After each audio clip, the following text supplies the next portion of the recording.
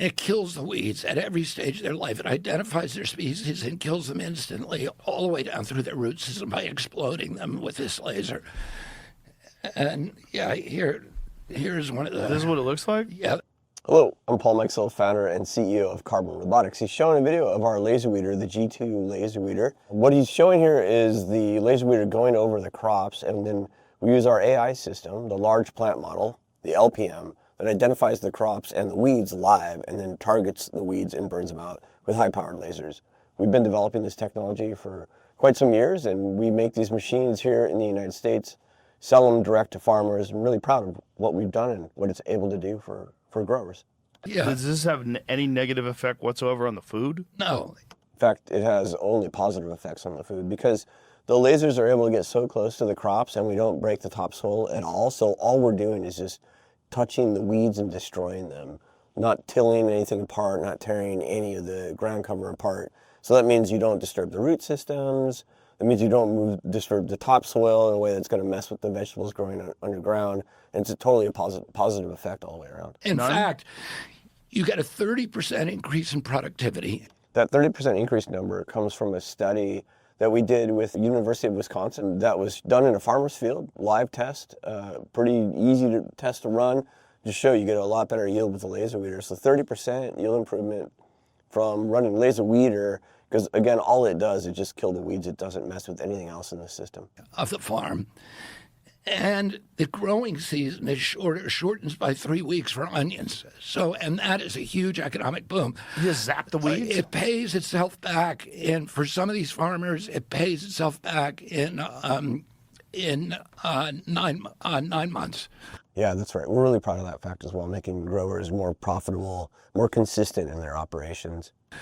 It's $1 million. That's a $1 million machine, but it pays back. They're paying.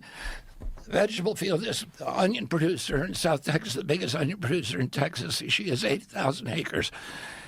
She was paying $1,500 per acre for pesticides, for mainly glyphosate, and for manual labor. And now with this machine, it's $300. Yeah, he's talking about Real Fresh, one of our customers.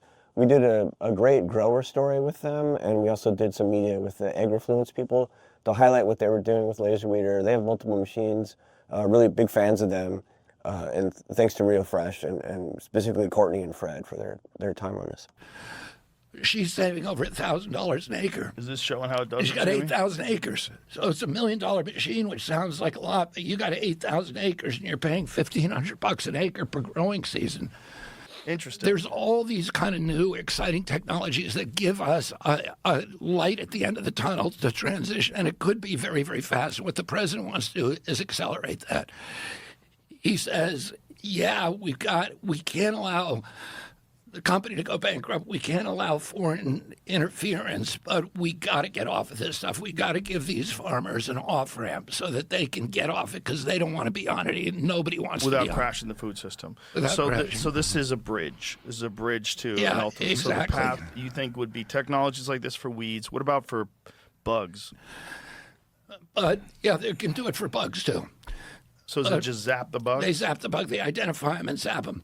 We do have a study coming up shortly. We'll be doing more work on bugs with some of the other university partners around the United States and learning about the effects there, ways we can kill bugs with the laser so you don't have to spray other harmful pesticides. These systems are more difficult. They're not yet economic in the cornfield, the row crops. They're economic for organic corn, and I talked to an organic corn farmer who is in love with his machine.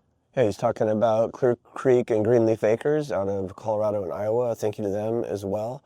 And I'm really impressed with the amount of diligence and expertise that Secretary Kennedy has gained learning about this product and what's happening in the food system. But in the row crops, these guys, the vegetable crops are paying $1,500 an acre. Row crops are $50 an acre. And so to get economically to their level, they have to scale enormously. So that is, how do we help them do that? How do we bring Silicon Valley entrepreneurs and billionaires in to start investing really heavily in these kind of technologies? And let's get off of this stuff. Yeah, that is what we want to see, is more investment in the space, more in ways in which we can take the newer technologies that we've been creating for things like AI, self-driving cars, etc., and apply it towards farming and our agriculture sector so that farmers are more productive and that we get healthier food.